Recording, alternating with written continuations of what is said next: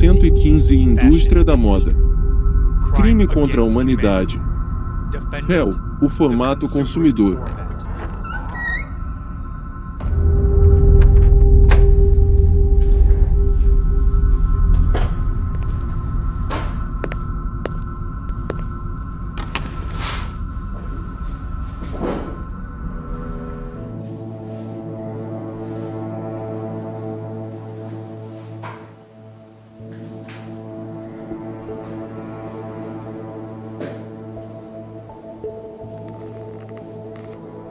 Não vais dizer nada.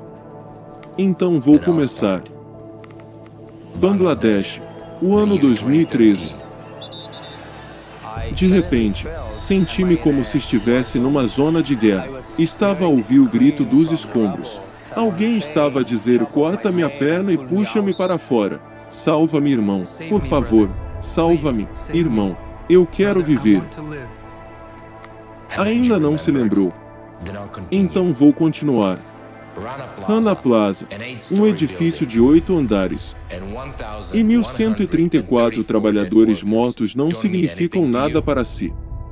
E os gestores foram avisados sobre o mau estado do edifício. E houve fissuras nas paredes. E, no entanto, as pessoas foram forçadas a trabalhar até que a tragédia acontecesse. Entre os mortos encontravam-se mulheres e raparigas menores de idade.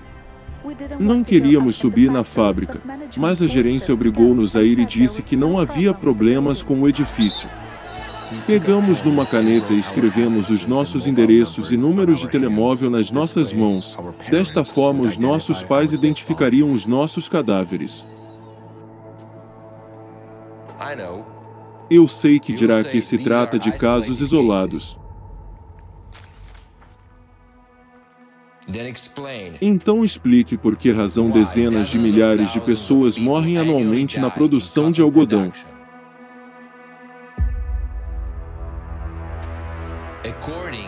De acordo com o último relatório do Global Slavery Index, a produção de vestuário é a segunda maior indústria do mundo em termos de trabalho escravo. Avancemos. Para produzir uma t-shirt e um par de calças de ganga é necessário 1 kg de algodão. De acordo com o World Wildlife Fund, são necessários até 20.000 litros de água para produzir esse quilo. 20.000 litros seriam suficientes para uma pessoa durante 27 anos se bebesse a norma, ou seja, 2 litros por dia. E isto acontece enquanto o fornecimento de água doce é apenas 2,5% da quantidade total de água no planeta.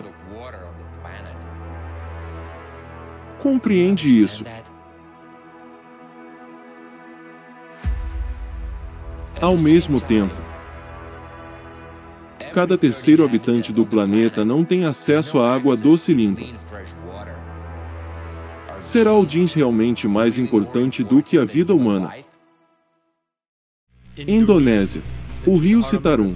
Hoje o rio Citarum é um dos 3 rios mais sujos do planeta. Mas há 40 anos, este rio e seus arredores eram considerados um paraíso tropical. É assim que o Citarum se parece agora na sua nascente. E isto é o que parece quando atravessa as grandes cidades. Atualmente, existem mais de 3.000 fábricas à volta do rio Citarum, 1/4 das quais trabalham para exportar tecido para as marcas de vestuário do mundo. Cada uma destas fábricas despeja diariamente resíduos de produtos no Citarum. O Citarum é agora um coquetel de produtos químicos com animais mortos a flutuar dentro dele. O conteúdo de metais pesados excede todas as normas permitidas aqui. As concentrações de mercúrio são 4 vezes superiores às normas de segurança. De acordo com o relatório de 2013 sobre os impactos a jusante da poluição da água no rio Citarum Superior, Java Ocidental, Indonésia, 25 milhões de pessoas dependem do rio Citarum. Os metais pesados não são degradáveis. Ferver a água não faz nada. As pessoas que bebem regularmente esta água correm o risco de contrair cancro, retardamento mental, crescimento muito lento. O mais assustador é que é a mesma água que rega estes campos de arroz. E todos os que vivem por aqui comem arroz que é cultivado em campos como este. A fábrica despeja normalmente águas residuais no rio à meia-noite. Verificarão primeiro se a costa está livre antes de despejar os resíduos tóxicos. Então, como é que isso faz sentido? Tem proteção quando está dentro da fábrica e depois coloca o material no rio. É irônico que eu seja por vezes responsável pelo que está a acontecer. Estou em conflito e preocupado, mas preciso de comer, por isso tenho de trabalhar lá. 3 milhões de pessoas trabalham em fábricas de têxteis. O fabrico, tinturaria e costura de roupa para grandes marcas de moda é uma indústria de 12 mil milhões de dólares que tem mantido a economia da Indonésia como a maior do Sudeste Asiático. Mas o seu preço é um desastre ecológico e a destruição da vida das pessoas. China. 70% dos rios e lagos estão poluídos neste país. Só em 2017, a organização não governamental chinesa Institute of Public and Environmental Affairs registrou que a indústria têxtil tinha cometido mais de 300 mil violações das normas ambientais. Na China, o grau em que os rios são limpos desempenha um papel importante na corrida política. É por isso que foram criadas estações especiais para registrar as emissões de várias fábricas. Mas o problema é que estas estações controlam apenas as regiões que se encontram a montante. Assim, verifica-se que as atividades das empresas a jusante não só não são regulamentadas pelas leis relevantes, como nem sequer estão sob controle. Não está cansado das suas mentiras.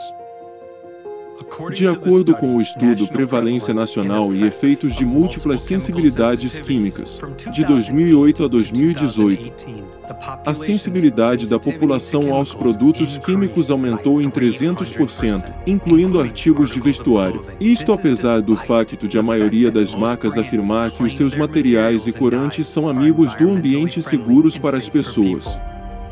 Devemos continuar sobre a amizade ambiental. Tal como muitas pessoas no nosso planeta Terra, fui cruelmente enganado pela indústria da moda. Este engano foi o seguinte: quando vim a uma loja para outra compra, prestei mais atenção aos artigos que foram rotulados como feitos de materiais reciclados. E dei-lhes certamente preferência. Mas muitas vezes mais caros. Mas imaginem a minha surpresa quando num dos websites vi bens com rótulos semelhantes, mas muitas vezes mais caros. E eu perguntei-me qual seria a diferença. Por que é que os preços são tão diferentes? Assim, comecei a minha própria pesquisa, e o que encontrei realmente chocou-me.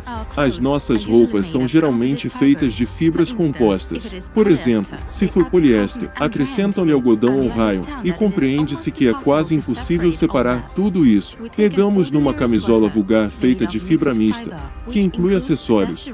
Tudo isto tem de ser classificado, destacado, verificado e depois dado para reciclagem e processos de produção. Assim, é realmente um produto muito caro que simplesmente não pode custar pouco dinheiro. O que mais me chocou foram os fabricantes de tênis que afirmam que os seus tênis são feitos de plástico. Sim, são feitos de plástico, mas a grande questão é, que tipo de plástico é este? Porque, como consumidor comum, acredito que os tênis têm sola de plástico. Daí que seja lógico que muitos tênis sejam recolhidos e novos tênis sejam feitos a partir deles. Ou é aquele plástico, aquelas garrafas de plástico que são recicladas. No entanto, tudo acaba por ser muito diferente. De facto, as sapatilhas são feitas de plástico novo. Portanto, não só já temos um grande problema com o plástico, como também continuamos a produzi-lo, e dizemos que os nossos tênis são amigos do ambiente feitos de plástico. É assim que a indústria da moda nos leva à complacência, e em vez de cuidarmos realmente do ambiente, só poluímos ainda mais, pensando que quando compramos produtos rotulados como feitos de materiais reciclados, ajudamos assim o nosso planeta. Mas na realidade, estamos a matá-lo ao produzir cada vez mais bens sem valor. Por conseguinte, parece-me que devemos deixar de ser cabeças duras que podem ser facilmente enganadas. Devemos começar a pensar no que o formato consumista nos impõe, e nós próprios devemos descobrir e compreender o que realmente se está a passar. A realidade é que atualmente apenas cerca de 1% do vestuário é efetivamente reciclado no sentido literal da palavra. 1%, 1%, 1% é reciclado. Sim, se estiver a falar de reciclagem em termos de pegar nas fibras e quebrá-las e transformá-las de novo em novas fibras, é 1%. Para que os pontos de venda de moda rápida reciclem o que fazem, seriam necessários 12 anos para reciclar o que vendem em 48 horas. Ok. Explique-me isto. Por que é que produz 400 mil milhões de metros quadrados de têxteis por ano, e 60 mil milhões são apenas desperdício? Com esta quantidade de tecido, pode embrulhar o nosso planeta 800 vezes. Ao mesmo tempo, um caminhão cheio de roupa é queimado a cada segundo. E todos os anos toneladas de roupa nova são atiradas para o aterro sanitário. Diga-me, será que alguma vez vai conseguir o suficiente? Casualidades, trabalho escravo, destruição de rios, ecologia e superprodução. Para que serve tudo isto? O seu cinismo, a sua ganância, a sua crueldade sem limites não podem ser escondidos atrás do rótulo brilhante e colorido da indústria da moda. Forçou milhares de milhões de pessoas a cair na armadilha do consumo e põe-nos à beira da sobrevivência.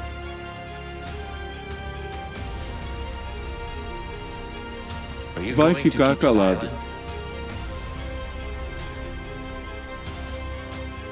Estou tão cansado de ti. Eu sei o que devo fazer contigo.